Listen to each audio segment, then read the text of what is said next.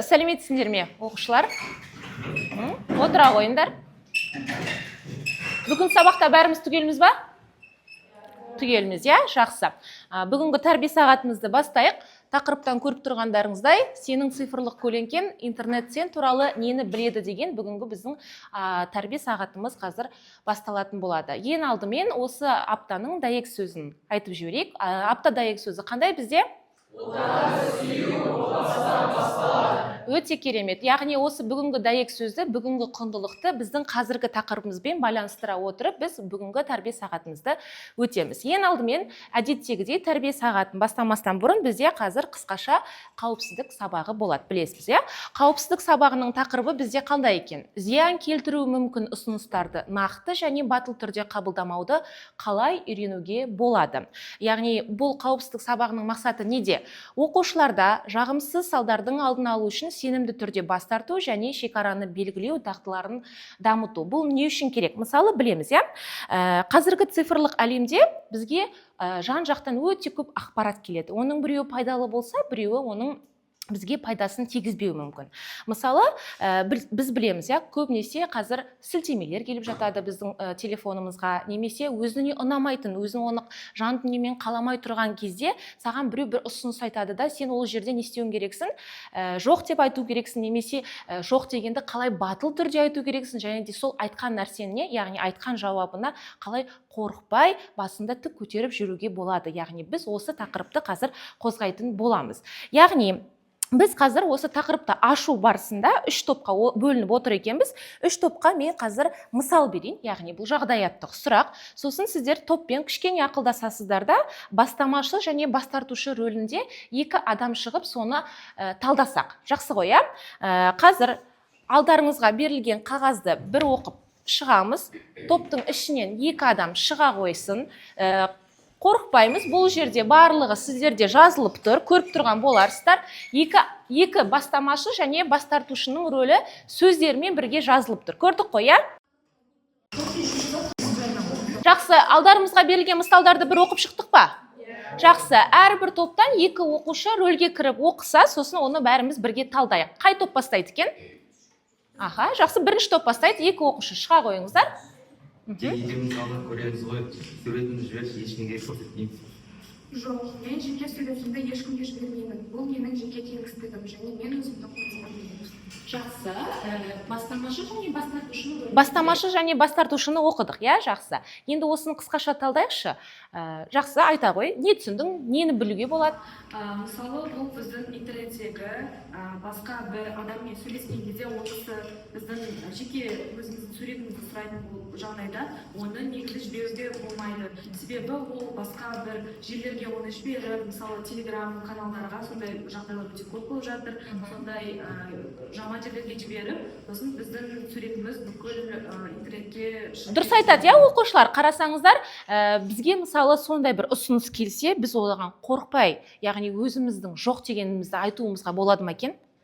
Біздің айтқан жоқ деген сөзіміз басқаларға өзінің қандай әсерін тигізу мүмкін? Мысалы, ол адам әрине бір ренжіп қалуы мүмкін ба? Мүмкін. Немесе қазір айтады ғой, манипуляция деп айтады да, ой, неге жібермедің, біз доспыз ғой, мен сенен ондайды күтпедім деген сияқты сөздер айту мүмкін бе? Мүмкін. Бірақ біз оған не істемеу керекпіз? Алданбау керекпіз. Себебі ол біздің жеке өзіміздің неміз, кеңістігіміз, қалауымыз, ақпаратымыз. Біз оны деген таратамыз ба, таратпаймыз ба, жеке өзіміз білеміз, иә?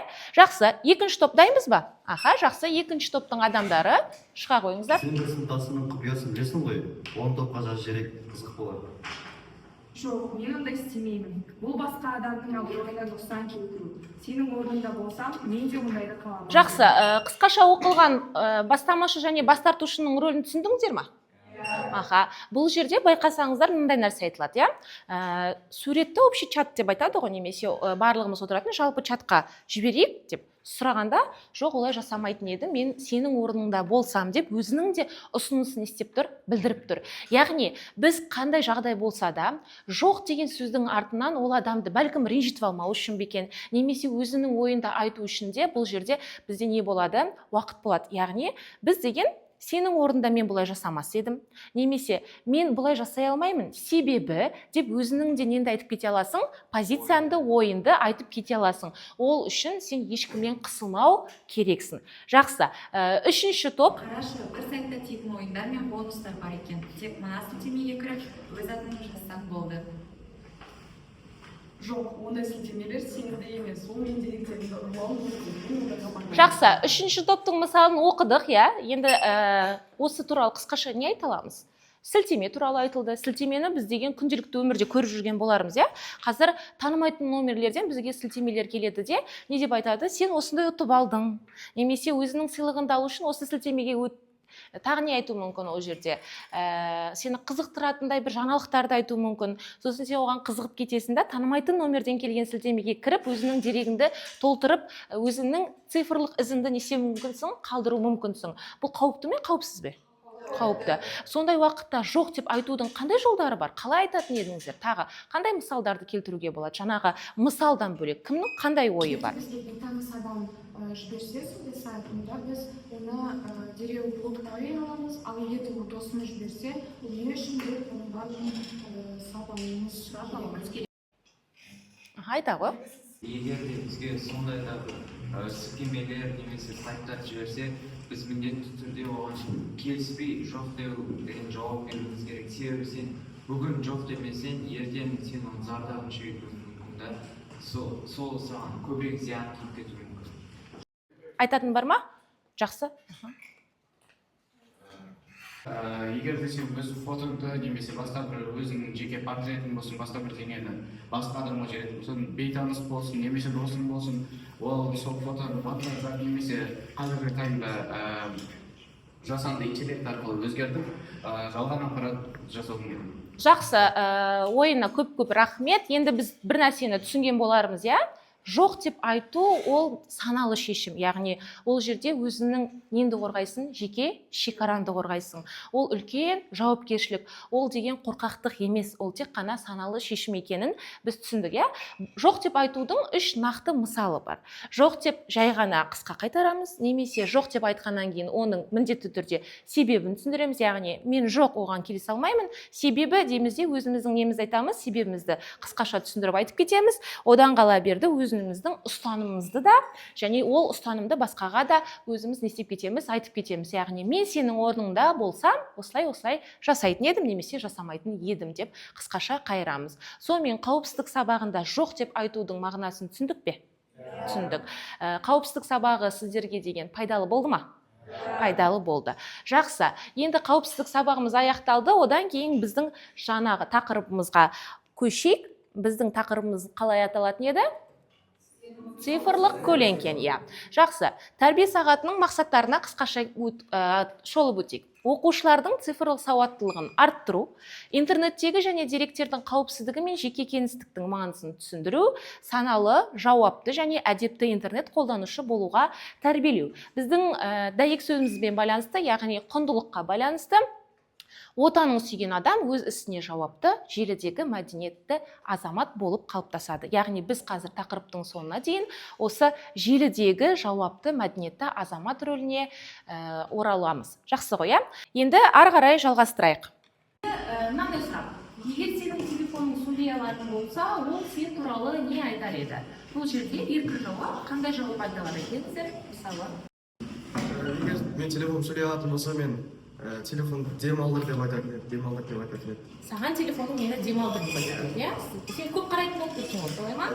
Жақсы, тағы кім не айта алады? Егер мен телефоным сөйлей алатын болса, ол маған телефонда мені түнде зарядке қоюды доғар деуші еді.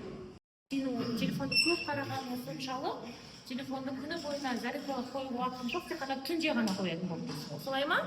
Жақсы, тағы кім тағы не айта алады? Мен телефон сөйлей алатын болса, ол маған чехолын ауыстыр деуші еді. Егер мен телефоным сөйлей алатын болса, онда ол маған мен әрбір жерде ұмытып кете бермеш деп айтады. Егер сенің телефоның сөйлей алатын болса, не айтар еді? Егер де мен телефонын сөйлей алатын болса, ол сайттан оқушылардың айтқан бәрін айтады деп ойлаймын, айтар еді деп ойлаймын. Дұрыс айтады, иә, дұрыс айтады. Сіздер білесіздер ма? Қазір негізгі бүкіл телефондарда чиптер орналасқан деп айтады ғой. Яғни біздің сөйлеген күнделікті сөзімізді, ойымыздың барлығын ол деген өзіне не істеп отырады? Жазып отырады. Осыдан кішкене қорқу керек деп ойламайсыздар ма? Яғни біздің әрбір айтқан сөзімізді олардың барлығы не істеп отырады екен? Жазып отырады екен, иә? Жақсы. Тағы жауап бар ма, әлде аяқтаймыз ба осымен? Жақсы, бар екен. Егер мен телефоным сөйлей алатын болса, ол маған оқушылар чатына жаза бермеші деп айтатын еді. Жақсы, сонымен, егер біздің телефонымыз сөйлей алатын болса деген жауапқа әртүрлі жауаптарды естідік, иә. Енді бір нәрсені байқауға болатын шығар, біз күнделікті өмірде телефонмен өте көп уақытымызды өткіземіз. Солай ма? Мойындау керек па олы? Мойындаймыз, иә. Енді қазір мынандай сұрақтарға жауап берейік біз деген. Қай әлеуметтік желіде өзің туралы ең көп ақпарат бар деп ойлайсың? Қазіргі сендердің қолданып жүрген қай желіде көп ақпарат бар? Айта ғой. Менің ойымша желіде ол email, өйткені ол жерде бүкіл атыңды, фамилияңды, әкеңнің атын жазасың, номер телефонын қалдырасың. Сол себепті email программасында бүкіл біздің ақпаратымыз бар. Бар, жақсы. Тағы Instagram, TikTok көп жүргіземіз ба? Аха, айта ғой. Көп ақпарат ол менің WhatsApp-ымда бар. Себебі ол жерде сен бүкіл жақындардың номер телефоны, сенің номер телефоны және де басқа да сен туралы жеке ақпараттар бар. Жеке ақпарат бар, дұрыс айтады. WhatsApp-ты біз бәріміз қолданамыз ба? Күнделікті өмірде ең көп сағатымыз осы WhatsApp-қа кететін болар, иә? Сосын тағы қандай желілерде көп өздерінің мәліметтерін бар? Айта қойыңдар.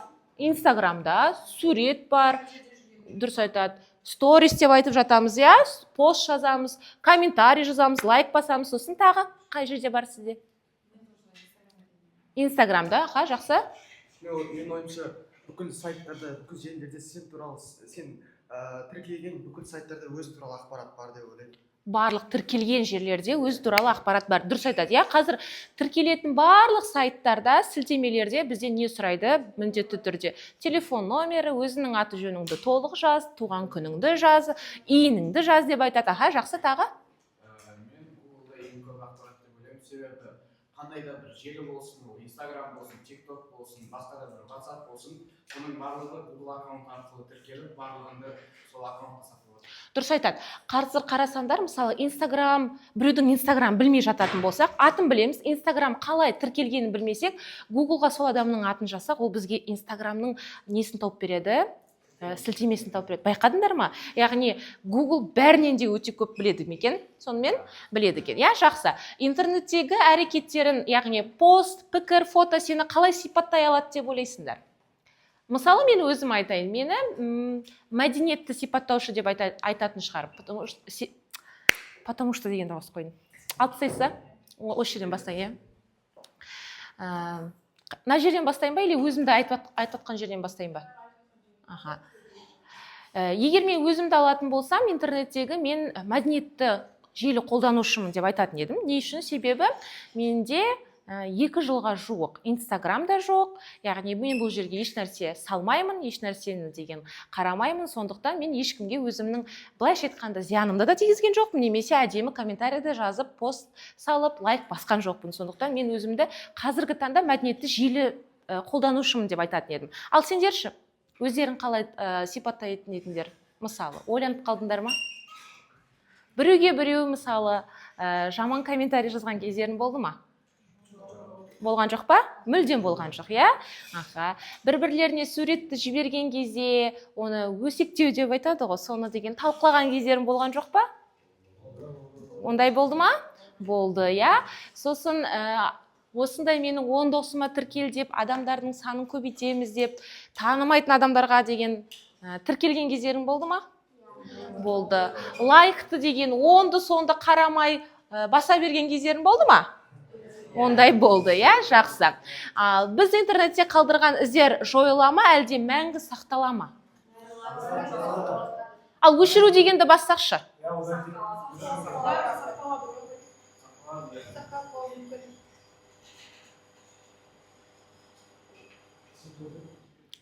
Мынан дауыс естіледі ғой да? Қай жерінен бастаймыз енді? Мына сұрақтан ба? Қоңырау неше минут? Тез айтпасақ. Жақсы, енді мынандай сұрақ. Біз интернетте қалдырған іздер жойыла ма, әлде мәңгі сақтала ма? Қалай ойлаймыз? Мәңгі сақталады. Ал өшіру дегенді бассақшы? Кейбір жерлерде сақталады. Жою мүмкін емес кездерде болады ма сонда? Аха, жақсы. Яғни көп оқушы сол күйінде мәңгі сақталады деп ойлайды екен. Мен де өз жеке басым мәңгі сақталады деп ойлаймын. Себебі жойылып кеткен мәліметтердің барлығы, ақпараттардың барлығын ақтарып отырып, оны тауып алуға мүмкіндік қазір деген өте көп. Жақсы. Енді ары қарай біз топқа бөлінейік. Себебі қазір бізде бірнеше тапсырмалар болады, ойындар болады, сондықтан топқа бөлінгеніміз дұрыс болады. Мен алдарыңызда деген YouTube, TikTok, Instagram деп аталатын күнделікті өмірде қолданып жүрген желілерді қойып қойдым.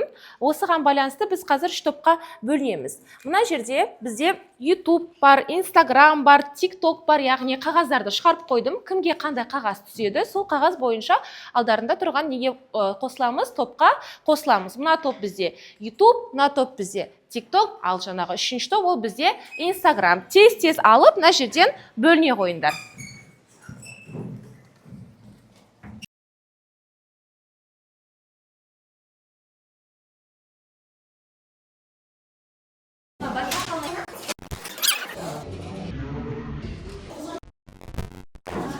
Ал жақсы, топқа бөлініп болсақ, онда біз қазір сабағымызды арымен қарай бастай берейік.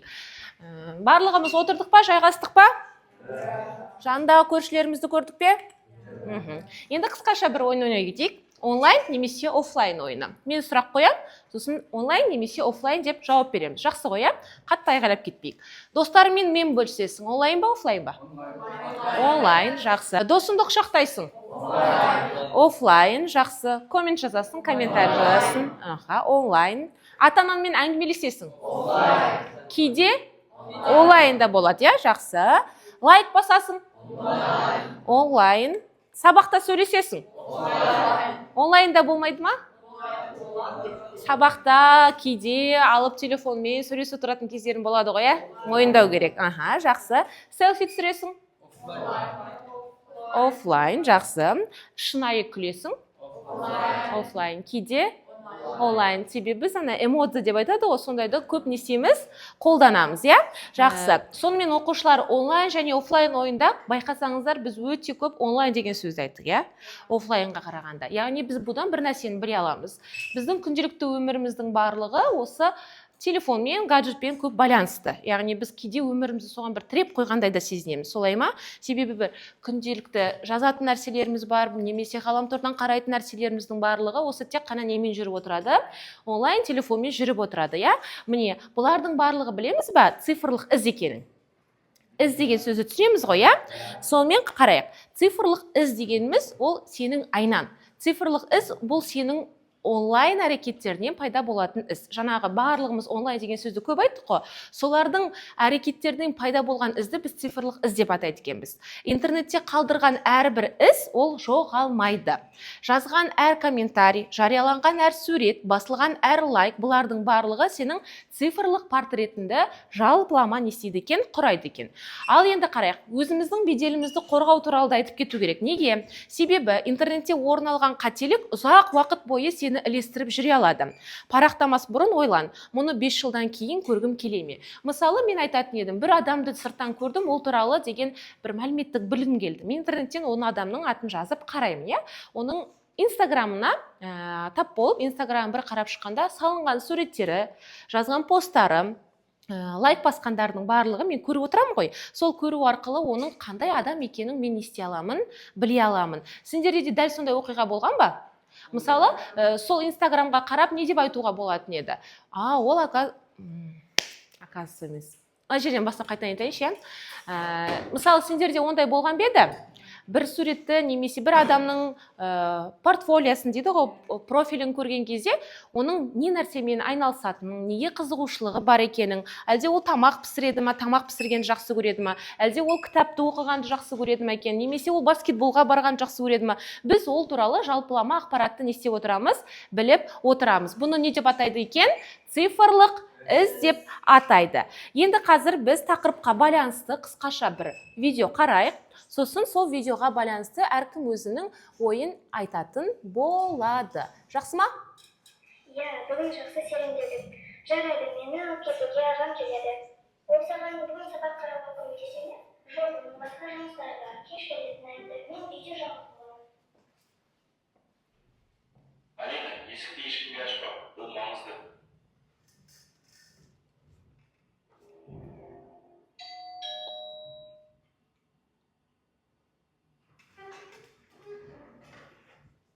Алина, есікті ешкімге ашпа. Бұл маңызды. Сен кеткен соң бір кісі келді. Жарықтың түбіртегін алып келін дейді. Болды, жарайды, қорықпа Алина. Үйде жалғыз боламын деп ешкімге айтпап па едің? Үйде жалғыз боламын деп әлеуметтік желіде Инстаграмда жазғаным есіме түсті. Солай істеуге бола ма екен? Жаңа адамдар біліп, жаңа бірдеңе ұшырап қалуы мүмкін ғой. Желіде тағы қандай ақпаратпен бөлісетініңді көруге бола ма? Сенің өзіңе ғана қатысты ақпараттардың барлығын жаман ниетті адамдар пайдалануы мүмкін. Қандай мектепте оқитынын, қандай спорт клубына жаттығатынын, кешке қандай жоспарының барын жазбауың қажет. Сондықтан өзіңе ғана қатысты артық ақпаратпен бөліспе. Жақындарың әрқашан сен туралы барлық маңызды нәрселерді біледі және профиліңді бөгде көздерден жасырғаның дұрыс. Оқырмандарың көп болған жақсы, бірақ олар сені қайдан табуға болатынын және не істеп жатқанын білетін болады. Бұл қауіпті. Алина, ғаламторда не істеуге болмайтынын саған айтып берейін. Ғаламторда достарың көп болғаны жақсы әрине, бірақ олардың бәрін сен шынайы өмірде көрдің бе? Егер сен біреумен серуендеуге кетіп бара жатсаң, онда маған, ағама немесе ата-анама ол туралы ескерт. Және де қауіпсіз жерлерде көпшілік адамдар жүрген жерге серуенде. Және де менің картамның немесе ата-ананың карталарының деректерін бізге ескертпей тіркеуші болма. Егер ғаламтордан бірдеңе сатып алғың келсе ше? Егер де бірдеңені сатып алғың келсе, бізге айт, біз тексеріп көреміз. Егер саған лотереядан жеңіп алдың деген хабарлама келетін болса, онда картаның деректерін бөлікке енгізуші болма. Ешқашан. Бұл желіде өтірік алдаудың ең кең таралған жолы. Абай бол, жарай ма Алина? Жарайды. Балалар, енді бүгінгі сабақтың ең маңызды сәттеріне тағы бір назар аударайықшы. Жеке басыңа қатысты деректермен әлеуметтік желіде бөліспе. Карта деректерін еш жерге көрсетуге және енгізуге болмайды. Бұл қауіпті. Инстаграмдағы және басқа да әлеуметтік желілердегі арқылықтарың жабық болсын. Түсіндік пе? Кім қандай ой айта алады? Видеоға байланысты кім не айта алады? Не түсіндік видеодан? Алинаның ағасы өте жақсы пікір айтты деп ойлаймын. Алинаның ағасы жақсы пікір айтты. Жақсы. Әлеуметтік желілерге жаңағы өзінің қайда баратыныңды, не істейтініңді айтуға болмайды. Дұрыс айтады, айтуға болмайды. Сосын тағы екінші, үшінші қатар не айтатын едіңдер? Видео арқылы біз өзіміздің жеке ақпаратымызды бөлісуге болмайды деп аламыз. Және де Алина айтып өтті, басқа балалар болсын, интернет желісіне болсын, өзінің жеке ақпаратында айтуға болмайды. Дұрыс айтады. Жақсы. Тағы екінші қатар YouTube тобы не айтатын едіңдер? Осы видео арқылы бізге түсінуге болатынымыз ол, егер де бір өзің туралы ақпарат салатын болсаң, бір жеке іс-шараға баратын, сол іс-шарадан кейін салсаң жақсырақ болады. Себебі егер де сенің сталкерларың болса, немесе басқа біреу болатын болса, ол ақпарат арқылы сенің не істейтініңді біліп отырады. Дұрыс айтады. Яғни сен болған нәрсенің барлығын біткеннен кейін барып қана салғаның дұрысырақ болады. Егер қатты салғың келсе, оған дейін салып, негізі дұрыс емес деп ойлаймыз. Себебі білеміз, оның барлығы қазіргі видеода көргенде өте қауіпті. Солай ғой, иә? Жақсы. Енді мен де қысқаша сіздерге түсіндіріп кетейін. Негізгі қауіп қатерлер интернеттегі қандай болып келеді? Фишинг және алаяқтық деп аталады. Біз білеміз, веб-парақтар бар. Бұл жерлерде веб-парақтар мен хабарламалар арқылы жеке деректеріңді ұрлауға тырысады. Яғни күдікті сілтемелерді басқанша тексеріп көр. Жаңа айтып кеттіңдер ғой. Күдікті сілтеме келетін болсақ, танысымыздан келсе, жеке хабарласып сұраймыз. Егер таныс емес номерден келетін болса, оны не істейміз? Бірден бұғаттаймыз. Жеке деректердің жоғалуы, құпия ақпаратты, яғни пароль, банк карта деректері, мекен жайды ешкімге не істеуге болмайды, беруге болмайды. Түсінбеген жерде ата-анаңнан немесе мұғалімнен сұраңыз. Қазір қыздар әсіресе, Pinduoduo дейді, Wildberries дейді, иә, сол жерден біз заказ аламыз ба өте жиі. Мысалы, иә, оның барлығына үйдің алдына келіп тұратын болғандықтан біз картаның номерін, ата-анамыздың картасының номерін не істеп қоямыз, тіркеп қоямыз. Бұл негізі дұрыс па екен? Бұл негізі дұрыс емес. Бұл жерде де біз не істеу керек? Біз бірінші қадағалап, тексеріп отыруымыз керек екен. Одан кейін фейк ақпараты. Барлық оқыған нәрсене сенбе дейді. Ақпарат көзін тексер, бірнеше дерек көзін салыстыр, шындықты жалғаннан ажырату маңызды дағды. Яғни қазіргі таңда фейк ақпаратты тарату өте көп болып кеткен. Сондықтан оның барлығына сене бермеу үшін бірнеше сілтемелерден қарап, ақтарып, бірінші шындығын анықтап алуымыз керек. Күмәнді манипуляциялардан қорғану. Мысалы, бұл енді сіздер жоғары сынып болып қалдыңыздар ғой. Сондықтан мынандай нәрсені байқаған боларсыздар, иә, діни секталар деп атайды. Немесе діни секталар мен түрлі манипуляторлар жастарды интернет арқылы іздеп табады. Олар қамқорлық, достық, ерекше біліммен тартады, бірақ шынайы мақсаты сенің ойыңды басқару және пайдалану. Яғни бұл жерде баланы қалай алдап өзінің торына түсіріп алады. Сені түсінбей жүрме ешкім. Мен сені өте жақсы түсінемін, сенің ата-анаңдікі дұрыс емес, сенің ата-анаң сені түсінбейді, немесе тағы да сондай бір сынды нәрселерді айтып, сені өзінің жанына, өзінің торына түсіріп алуға тырысады да, әртүрлі діни секторларға не істеуі мүмкін, бөліп жіберуі мүмкін. Яғни сен өзінің алданғанды өзің де білмей қаласың. Сондықтан біздегі жалпы интернеттегі барлық ізге өте қатты мұқият қарауымыз керек пе екен? Қарауымыз керек, иә? Жақсы. Енді қазір тақырыпты пысықтау мақсатында біз сенімді дерек көзін табамыз. Алдарыңызда қағаз тұр, яғни жасыл, қызыл жағы көрсетілген, көріп тұрмыз ғой, иә? Жасыл жағы ол бізде деген, яғни ақиқат болса, қызыл жағы бізде жалған ақпарат болса көрсетеміз. Жақсы ғой, иә? Біріншісі, Wi-Fi-ға қосылғанда кез келген сайтқа жеке мәлімет енгізуге болады. Ақиқат жалған? Жалған, жақсы. Белгісіз аккаунт сыйлық немесе ұсынса, бұл алаяқтың белгісі. Ақиқат, дұрыс айтатындар. Барлық интернеттегі ақпаратты Google өзі тексеріп отырады. Жалған ақпарат? Ақиқат. Жаңа айттық қой, біз барлығымызда бүкіл мәліметті осы Google арқылы тауып алуымызға болады деп. Ақпараттың қайдан шыққанын тексеру бұл медиа сауаттың бір бөлігі. Ақиқат, яғни медиа сауаттылық бәрімізде болу керек. Интернеттегі пікірдің бәрі шындық. Жалған. Gov немесе edu деп домендері жазылған әдетте сенімді дерек көздерге жатады. Жалған ақиқат. Дұрыс айтады. Яғни осы сайттар арқылы біз көбінесе бұл сайттың шын мәнінде ақиқат жазатынын немесе дұрыс сайт екенін несейміз білеміз. Сонымен біреу сенің суретіңді рұқсатсыз жарияласа, бұл құқық бұзу болып табылады. Ақиқат. Бұл жерден біз нені білеміз? Интернеттегі ақпараттың бәрі шын бола бермейді. Сондықтан әр мәліметті бөліспес бұрын оның сенімді көзі мен ақиқаттығын тексеру саналы қолданушының белгісі болып табылады. Жақсы. Ары қарай кеттік. Енді біз саналы интернет қолданушы деген тапсырманы орындаймыз. Мен сіздерге қазір деген топтық жұмыс беремін. Топтық жұмыс кезінде осындай А3 қағаздарға әр топ өздері бірге ақылдасып, жазып, соны ең соңында қорғайды. Тақтаға 3 топтың да мен тапсырмаларын жазып қойдым. TikTok, Instagram және YouTube. Қазір мен сіздерге А3 қағазын таратып беремін.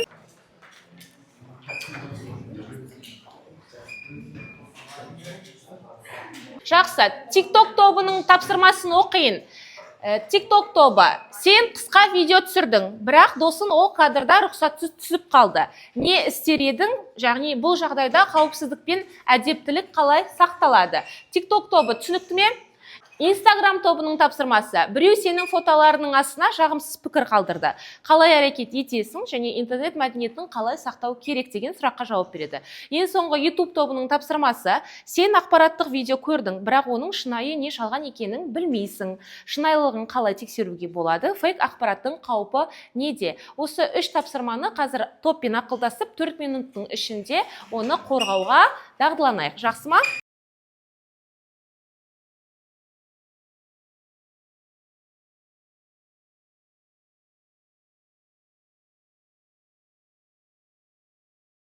Жақсы, уақыт аяқталды.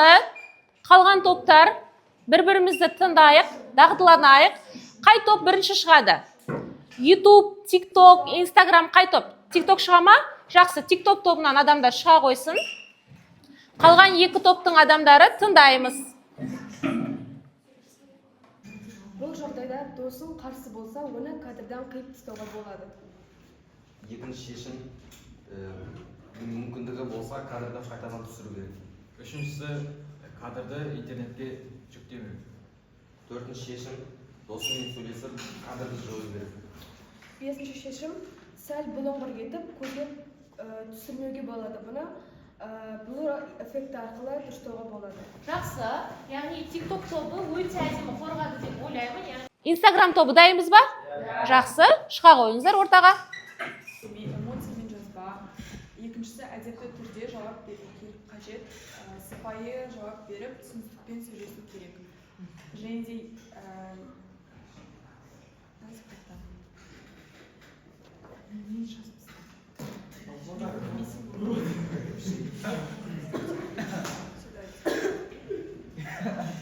жағдаятты айту керек па? Бірден жауап бермей. Тыныштаңдаршы. Ең бастысы бірден жауап бермей, эмоциямен жазба. Екіншісі әдепті түрде жауап беріп, сыпайы түрде түсіністікпен сөйлесу қажет. Үшіншісі елемей, өшір немесе мәнсіз күйде қалдыру керек. Әдепті болу, басқа адамдарға дөрекі сөйлемеу, және де жеке деректер жарияламау. Үшіншіден айтатын болсақ, ол бізде қарсы біреуге жаңағы балағаттамау. Жақсы, интернетте көп жағдайда жағымсыз пікірлерді жазуды көріп жүрміз. Instagram тобы өте әдемі қорғады деп ойлаймын. Яғни интернеттің мәдениеттілігін сақтап, ол адаммен ұрыспай, немесе ол адамға дөрекі сөз жазбай, алдын ала келісіп, сосын барлық шешімді шығару керек деп олар қысқаша қайырды. Дұрыс айтады, яғни дөрекілікке дөрекілікпен жауап бергеніміз ол дұрыс емес. Жақсы, келесі бізде топ қалды, ол YouTube тобы. Дайынбыз ба? Жақсы, шыға қойыңдар. Ақпараттың шынайылығын тексеру. Сенімді сайт арқылы ақпаратты тексеруге болады. Және жасанды интеллект емес екенін тексеру керек. Және де сол фейк ақпараттың қауіпі неде екенін айтып кете беретін болсам, сол ақпарат арқылы сеніп дұрыс емес іс-қимыл жасауы мүмкін, іс-әрекет, және де дұрыс емес тұжырым жасау мүмкін. Бір адам туралы сол жасанды интеллект арқылы жасалған видео болса, басқа бірдеңе болатын болса, онда оны сол адам туралы дұрыс емес тұжырым қалып қою мүмкін. Және де қаупі, тағы бір қаупі, ол басқа біреуге зиян тиюі мүмкін. Ол ақпараттың дұрыс болмауы мүмкін, және де сол арқылы бір егер де компания болсын, бір өміріндегі ақпарат болсын, бір маңызды тест болсын, сондай бірдеңеге тиіп кетуі мүмкін зиян. Ал YouTube тобы да өте керемет қорғады деп ойлаймын. Жарайсыңдар. Яғни біз кез келген мәліметке сене бермей, оның шынайылығын біріншіден естеп алуымыз керек. Растап, мақтап. Қайтайыншы. Жақсы, YouTube тобы өте жақсы керемет қорғады. Жарайсыңдар. Яғни біз кез келген мәліметке, ақпаратқа сене бермей, оның ең алдымен шынайылығын естеп алуымыз керек. Тексеріп алуымыз керек, нақтылап алуымыз керек, растап алуымыз керек. Сонымен қатар фейк ақпараттың да қауіпті екенін айтып кетті. Оның қандай қаупі бар екен, біз деген өзіміз басқа бір дұрыс емес затты оқып, ақпаратты оқып, алданып жүруіміз де мүмкін екен, солай ма? Сондықтан әркез әртүрлі сайттардан, әртүрлі сілтемелерден тексеріп отырғанымыз дұрыс. Жақсы, көп рахмет топтық жұмысқа. Енді ары қарай алдарыңызда сіздерде 10 сызығы бар, яғни қағаз жазылып тұр, қысқаша қағаз беріліп тұр, осы жерге мен туралы интернет не біледі, яғни қысқаша оқимызда, я жоқ деп тек қана немесе уақытты қысқарту мақсатында плюс минус, яғни сөйтіп қойып жаз шығайық. Мысалы, менің фотоларым ашық аккаунтта бар ма? Плюс қоямыз. Аха, менің туған күнім интернетте жазылған, рас па? Плюс қоямыз. Жақсы. Менің сүйікті орным әлеуметтік желіде көрінеді ме? Онда минус қояйық. Мен бір кездері жеке ақпаратты бөліскенмін, яғни бөлістім. Онда минус қоямыз. 4-ші сұраққа. 5-ші сұрақтар. Мен достарымның фотосын рұқсатсыз жариялаған кезім болды. Болған жоқ па? Онда минус қоямыз. Жақсы. Мен ешқашан белгісіз сілтемеге кірмеймін. Плюс, минус қараймыз өзіміз. Жақсы. Менің жазған пікірлерімді кез келген адам көре алады. Көре алады ғой, мойындау керек. Жақсы. Плюс қояйық. Мен жеке парақшамды қауіпсіздіктен қорғаймын. Яғни екі факторларды растау керек болады. Егер де қорғайтын болсаңыздар плюс, қорғамайтын болсаңыздар мұнда минус қояйық. Мен интернетте қойған нәрсенің бәрі мәңгі қалу мүмкін екенін білемін. Яғни білетін болсаңыздар плюс қоямыз, білмейтін болсаңыздар минус қоямыз. Жақсы. Болдық па? Бұл тез-тез қысқаша ғана орындалатын тапсырма. Ал енді өзіміз барлығымыз қанша немесе қанша жоқ плюс-минусын санап шығайық. Оның қазір нәтижесін былай қараймыз. Егер де 8 бен 10 аралығындағы деген жауап болатын болса, сен жауапты қолданушы екенсің. Егер 5 пен 7 деген болатын болса, сенің цифрлық көлеңкеңді бақылау керек. Егер 4 немесе одан да аз болатын болса, интернеттегі қауіпсіздік дағдыларында күшейту қажет. Кімде қандай жауап? 4-тен аз бар ма бұл жерде? 4 минус жақсы. 4 минус, яғни бізде 4 минус дегеніміз 5-7 деген сөз ғой, Яғни дегенмен жауап берейікші, кімде көп бар? 8-9 бар ма бізде? Бар екен, Яғни ол оқушылар біздегі жауапты қолданушы деп айтуға болады ма? Жақсы. Арғарай. Қауіпсіз желі миссиясы. Орнымызда отырып, әрбір сөйлемеген, көбінесе сабаққа белсенді қатыспай отырған оқушылардың дауысын есту үшін топпен бірінші ақылдасып, тезте жауап бере қояйық. Бұл тапсырмаға тек қана 2 минут беріледі. Яғни, бірінші топ ол TikTok, екінші топ ол Instagram, үшінші топ ол YouTube. Бірінші топта күдікті аккаунт саған жеке сілтеме жіберді, не істеу керек? Соған жауап береді. Instagram. Біреу сенің суретіңді рұқсатсыз сториске қойды, не істер едің? YouTube тобына видео астындағы пікірлердің бәрі дөрекі, сен не жасайсың? Бір ғана адамнан қай топ сөйлемеген адам болса, сол адамды шығаруға тырыссын. Болдық па? Бізде TikTok тобы дайын екен, жақсы. Күдікті аккаунт саған сілтеме жіберетін болса, не істеу керек? Кім жауап береді? TikTok-тан саған күдікті аккаунт сілтеме жіберген қарамау керек. Нәрсе болса, өз аккаунтыңызды қылып беріп, құлыптап соған болады. Тек жақын адамдарға қылып. Өте дұрыс айтады, жақсы. Тақырыпты түсінгенің көрініп тұр, жақсы. Тағы бар ма? Instagram тобы, айта қойыңыздар.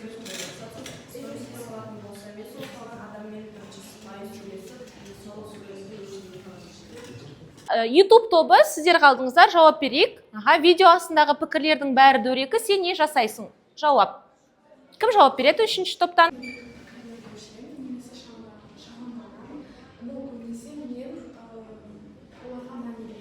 Мән бермеген дұрыс деп ойлаймын, Шағымдану деген ол да дұрыс. Қазір барлық жерде шағымданаты, яғни сол Instagram болсын, TikTok болсын, YouTube болсын, басшыларына шағымданып, ол комментарийді, пікірді не істеуге болады, өшірткізуге болады. Жақсы, сонымен оқушылар тақырыпты түсіндік пе? Тақырыпты ашалдық па? Ашалдық да. Енді біз қазір қысқаша осы сабаққа байланысты мынандай нәрсені қарайық. Әр оқушы өзінің цифрлық көлеңкесін қалай жақсартамын деген сұраққа ойланып бір сөйлемнен жаза қойсын. Одан кейін біз кері байланыс береміз. Әдеттегідей кері байланысты былай жасайық. Телефонымыз бар ғой барлығымыздың. Осы QR-код арқылы кіреміз. Кірген кезде атымызды жазамыз да, осы бүгінгі сабақ ұнады ма, ұнамады ма, яғни пікірді қысқаша не істейміз? Қайырып жазамыз. Жақсы ма?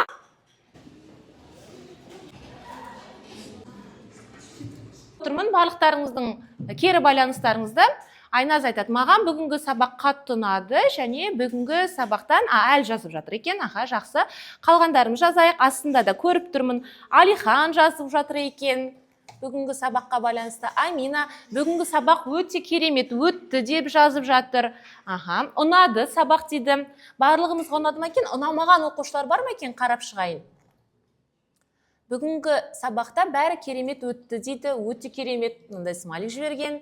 Сабақ керемет өтті, жеке ақпаратты бөліспеу туралы үйрендік дейді. Өте әдемі жүрекшелер жіберіпті. Жақсы, оқушылардың кері байланыстан бүгінгі сабақтың керемет өткендігін байқап отырмын. Ең бастысы керемет өткенінде емес, бұл сабақтың болашақта бізге пайдасы тигеніңде. Солай ғой, иә? Сонымен оқушылар рұқсат болса, онда біздің тақырыбымыз аяқталды. Яғни сабағымыз да аяқталып қалды. Қорытындылайық, сонымен бітіреміз. Жақсы. Сонымен бүгінгі сабақты қорытындылайтын болсақ, цифрлық көлеңке ол біздің желідегі бейнеміз. Әрбір әрекетіміз ол із қалдырады. Сондықтан интернетті саналы пайдаланып, өзіміздің және басқалардың қауіпсіздігіне жауапкершілікпен қарай білейік. Отанын сүйген адам ол өз ісіне жауапты, желідегі мәдениетті азамат. Тақырыбымыз аяқталды. Сау болыңыздар.